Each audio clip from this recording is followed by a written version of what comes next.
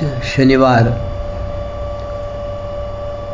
वैशाख कृष्ण एकादशी विक्रम संवत 2081 दिनांक 4 मई 2024 श्रीमद् भगवद गीता के 10वें अध्याय के 26वें श्लोक का विवेचन आज हम देखते हैं। थोड़ी सी पूर्व भूमिका। भगवान कहते हैं, संसार में जो कुछ भी विशेषता दिखती है उसको संसार की मानने से मनुष्य उसमें फंस जाता है, जिससे उसका पतन होता है। परंतु भगवान यहाँ बहुत ही सरल साधन बताते हैं कि तुम्हारा मन जहाँ कहीं और जिस किसी विशेषता को लेकर आकृष्ट होता है, वहाँ उस विशेषता को तुम मेरी समझो कि यह विशेषता भगवान की है और भगवान से ही आई है। यह इस परिवर्तनशील नाशवान संसार की नहीं है। ऐसा समझोगे, मानोगे तो तुम्हारा वह आकर्षण मेरे में ही होगा। तुम्हारे मन में मेरी ही महत्ता हो जाएगी। इससे संसार का चिंतन छूटकर मेरा ही चिंतन होगा, जिससे तुम्हारा मेरे में प्रेम हो जाएगा। ऐसा भगवान कहते हैं। अगला श्लोक 26वां। अश्वत्थः सर्ववृक्षाणां देवर्षीणां च नारदः गन्धर्वाणां चित्ररथः सिद्धानां कपिलो मुनिः। संपूर्ण वृक्षों में पीपल, देवर्षियों में नारद, गंधर्वों में चित्ररथ और सिद्धों में कपिल मुनि मैं हूँ। अश्वत्थ सर्ववृक्षाणाम। पीपल एक सौम्य वृक्ष है। इसके नीचे हर एक पेड़ लग जाता है और यह पहाड़, मकान की दीवार, छत आदि कठोर जगह पर भी पैदा हो जाता है।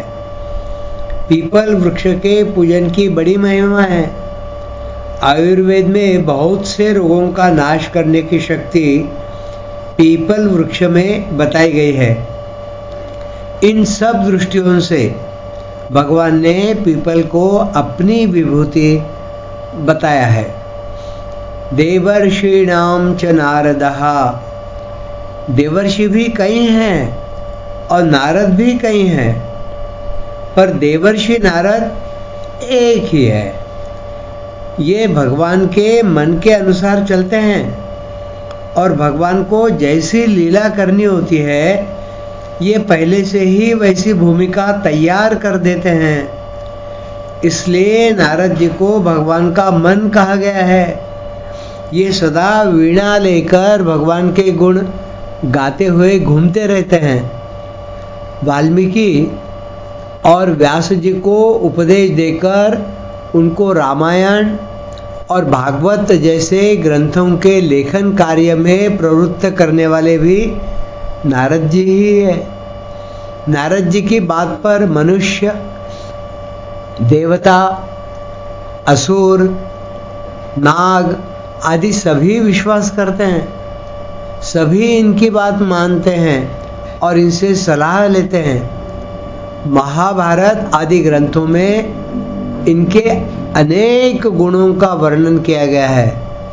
यहाँ भगवान ने इनको अपनी विभूति बताया है। गंधर्वाणाम चित्ररथः। स्वर्ग के गायकों को गंधर्व कहते हैं और उन सभी गंधर्वों में चित्ररथ मुख्य है। अर्जुन के साथ इनकी मित्रता रही और इनसे ही अर्जुन ने गान विद्या सीखी थी। गान विद्या में अत्यंत निपुण और गंधर्वों में मुख्य होने से भगवान ने इनको अपनी विभूति बताया है। सिद्धानाम कपिलो मुनिः, सिद्ध दो तरह के होते हैं, एक तो साधन करके सिद्ध बनते हैं और दूसरे जन्मजात सिद्ध होते हैं। कपिल जी जन्मजात सिद्ध हैं और इनको आदि सिद्ध कहा जाता है। ये कर्दम जी के यहाँ देवहूति के गर्भ से प्रकट हुए थे। ये सांख्य के आचार्य और संपूर्ण सिद्धों के गणाधीश हैं, इसलिए भगवान ने इनको अपनी विभूति बताया है। इन सब विभूतियों में जो विलक्षणता प्रतीत होती है वह मूलतः तत्वतः भगवान की ही है। अतः साधक की दृष्टि भगवान में ही रहनी चाहिए। उच्चै श्रवसमश्वानां विद्धि माममृतोद्भवम् ऐरावतं गजेन्द्राणां नराणां च नराधिपम्। घोड़ों में अमृत के साथ समुद्र से प्रकट होने वाले उच्चैश्रवा नामक घोड़े को, श्रेष्ठ हाथियों में ऐरावत नामक हाथी को और मनुष्यों में राजा को मेरी विभूति मानो, ऐसा भगवान कहते हैं। उच्चैश्रवसमश्वानां विद्धि माम अमृतोद्भवम्। समुद्र मंथन के समय प्रकट होने वाले 14 रत्नों में उच्चैश्रवा घोड़ा भी एक रत्न है। यह इंद्र का वाहन और संपूर्ण घोड़ों का राजा है, इसलिए भगवान ने इसको अपनी विभूति बताया है। ऐरावतम गजेंद्राणाम, हाथियों के समुदाय में जो श्रेष्ठ होता है उसको गजेंद्र कहते हैं। ऐसे गजेंद्रों में भी ऐरावत हाथी श्रेष्ठ है। उच्चैश्रवा घोड़े की तरह ऐरावत हाथी की उत्पत्ति भी समुद्र से हुई है और यह भी इंद्र का वाहन है, इसलिए भगवान ने इसको अपनी विभूति बताया है।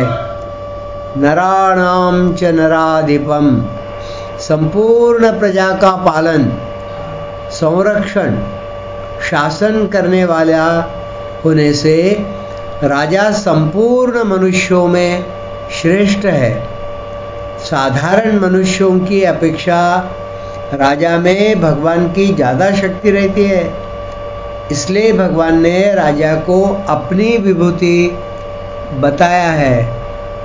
यहाँ वर्तमान मनवंतर के मनु को भी राजा मान सकते हैं, उस समय की बात है। इन विभूतियों में जो बलवत्ता सामर्थ्य है वह भगवान से ही आई है, अतः उसको भगवान की ही मानकर भगवान का चिंतन करना चाहिए।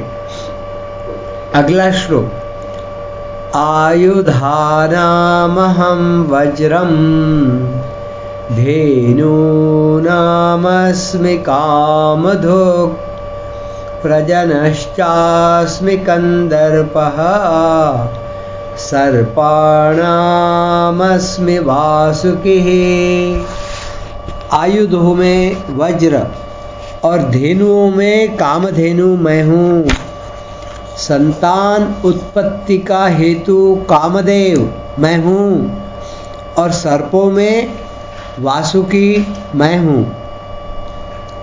भगवान कहते हैं आयुधानामहं वज्रम, जिनसे युद्ध किया जाता है उनको आयुध, अस्त्र शस्त्र कहते हैं। उन आयुधों में इंद्र का वज्र मुख्य है। यह दधीचि ऋषि की हड्डियों से बना हुआ है और इसमें दधीचि ऋषि की तपस्या का तेज है। इसलिए भगवान ने वज्र को अपनी विभूति कहा है। धेनु नामस्मि कामधुक, नई ब्याई हुई गाय को धेनु कहते हैं। सभी धेनुओं में कामधेनु मुख्य है, जो समुद्र मंथन से प्रकट हुई थी। यह संपूर्ण देवताओं और मनुष्यों की कामना पूर्ति करने वाली है, इसलिए यह भगवान की विभूति है। प्रजनश्चास्मि कंदर्पा, संसार मात्र की उत्पत्ति काम से ही होती है। धर्म के अनुकूल केवल संतान की उत्पत्ति के लिए सुख बुद्धि का त्याग करके जिस काम का उपयोग किया जाता है, वह काम भगवान की विभूति है। 7वें अध्याय के 11वें श्लोक में भी भगवान ने काम को अपनी विभूति बताया है। धर्मा विरुद्धो भूतेषु कामोस्मि भरतर्षभ, अर्थात सब प्राणियों में धर्म के अनुकूल काम मैं हूँ। सर्पाणामस्मि वासुकी, वासुकी संपूर्ण सर्पों के अधिपति और भगवान के भक्त हैं। समुद्र मंथन के समय इन्हीं की मंथन डोरी बनाई गई थी, इसलिए भगवान ने इनको अपनी विभूति बताया है। इन विभूतियों में जो विलक्षणता दिखाई देती है, वह प्रतिक्षण परिवर्तनशील संसार की ही कैसे सकती है, वह तो परमात्मा की ही है। अगला श्लोक 29वां। अनंतश्चास्मि नागानां वरुणो यादसामहं, पितॄणामर्यमा चास्मि यमः संयमतामहं। नागों में अनंत अर्थात शेषनाग और जल जंतुओं का अधिपति वरुण मैं हूँ। पितरों में अर्यमा और शासन करने वालों में यमराज मैं हूँ। अनंतश्चास्मि नागानाम, शेषनाग संपूर्ण नागों के राजा हैं। सर्प पृथ्वी पर रहता है और नाग जल में रहता है। यही सर्प और नाग में अंतर है। इसके 1000 फण हैं शेषनाग के। ये क्षीर सागर में सदा भगवान की शैया बनकर भगवान को सुख पहुंचाते रहते हैं। ये अनेक बार भगवान के साथ अवतार लेकर उनकी लीला में शामिल हुए हैं, इसलिए भगवान ने इनको अपनी विभूति बताया है। वरुणो यादसामहं, वरुण संपूर्ण जल जंतुओं के तथा जल देवताओं के अधिपति हैं और भगवान के भक्त हैं, इसलिए भगवान ने इनको अपनी विभूति बताया है। पितॄणाम अर्यमा चास्मि, कव्यवाह, अनल, सोम आदि 7 पितृगण हैं। इन सब में अर्यमा नाम वाले पितर मुख्य है, इसलिए भगवान ने इनको अपनी विभूति बताया है। यमः संयमतामहं, प्राणियों पर शासन करने वाले राजा आदि जितने भी अधिकारी हैं, उनमें यमराज मुख्य हैं। ये प्राणियों को उनके पाप व पुण्यों का फल भुगताकर शुद्ध करते हैं। इनका शासन न्याय और धर्म पूर्वक होता है। ये भगवान के भक्त और लोकपाल भी हैं, इसलिए भगवान ने इनको अपनी विभूति बताया है। इन विभूतियों में जो विलक्षणता दिखती है, वह इनकी व्यक्तिगत नहीं है, वह तो भगवान से ही आई है और भगवान की ही है। अतः इनमें भगवान का ही चिंतन होना चाहिए। आज का विवेचन यहीं समाप्त करते हैं। धन्यवाद।